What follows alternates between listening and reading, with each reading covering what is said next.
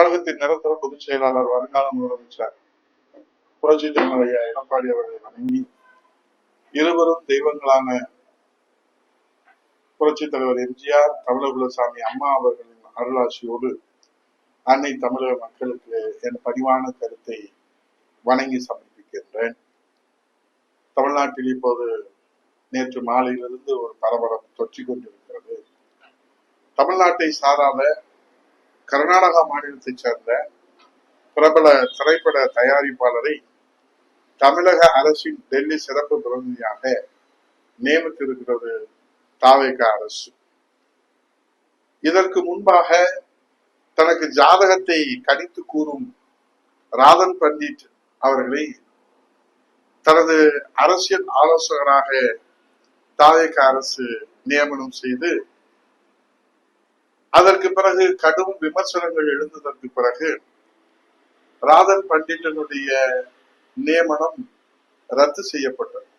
ஒருவேளை எல்லோரும் ஜாதகத்தையும் கணிக்கிற ராதன் பண்டிட் தன்னுடைய ஜாதகத்தை சரியாக கணிக்க தவறினாரோ என்னவோ கடும் கண்டனங்கள் அதற்கு வெளியானதற்கு பின்பாக ரத்து செய்யப்பட்டது. அதற்கு பிறகு தன்னுடைய மேனேஜர் ஜெகதீஷ் பழனிசாமி அவர்களையும் தன்னுடைய வியூக வகுப்பாளர் ஜான் ஆரோக்கியசாமி அவர்களையும் அதிகாரப்பூர்வமான பவர் சென்டராக தன்னுடைய ஆலோசகர்களாக உதவியாளராக அவர்கள் இருப்பார்கள். என்னுடைய அட்மின் என்று ஜெகதீஷ் பழனிசாமியை மேனேஜர் என்று அவர் சார் என்று மரியாதையாக பொது இடங்களிலே அழைப்பதை பார்க்கிற போது அதிகாரப்பூர்வமான பவர் சென்டராக அந்த அறிவிப்புகள் வெளியிடப்பட்டது. இதுல நியமனங்கள் எல்லாம் நமக்கு என்ன சொல்லுகிறது என்று சொன்னால், மாண்புமிகு முதல்வர் விஜய் அவர்கள் நட்புக்கு இலக்கணமாக இருக்கிறார் என்பது நாட்டு மக்களுக்கு நன்றாக புரிகிறது, தெரிகிறது. ஆனால் அதே வேளையிலே தமிழ்நாட்டினுடைய முதலமைச்சராக வந்துவிட்டால் ஏதோ தமிழ்நாடே தனது அப்பன் வீட்டு சொத்தாகவும் தாத்தா வீட்டு சொத்தாகவும் வந்து விடுகிறதோ என்று நினைக்கிறாரோ மாண்புமிகு முதல்வர் விஜய் அவர்கள்.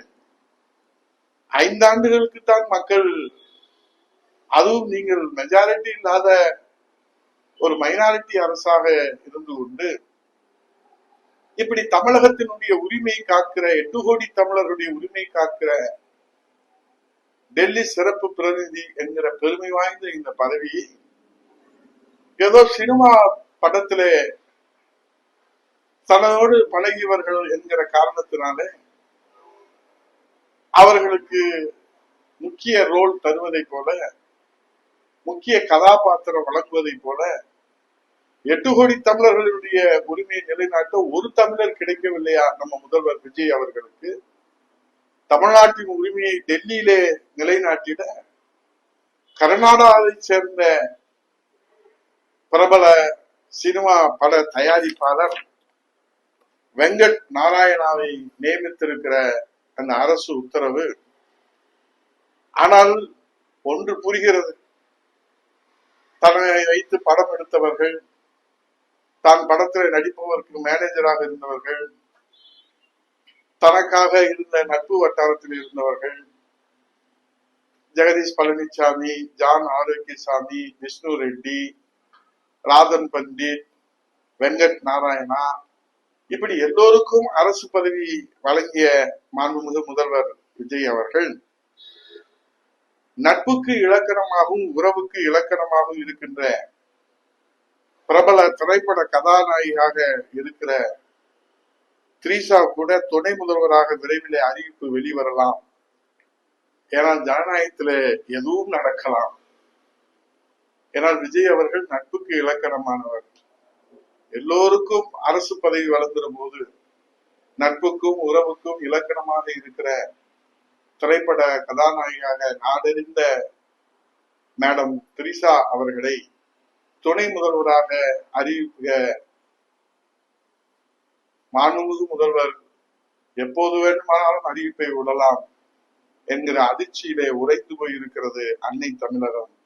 மொத்தத்திலே விஜய் உடல் மொழியிலே சொல்ல வேண்டும் என்றால் கான்பிடண்டா இருங்க, நல்லதே நடக்கும்.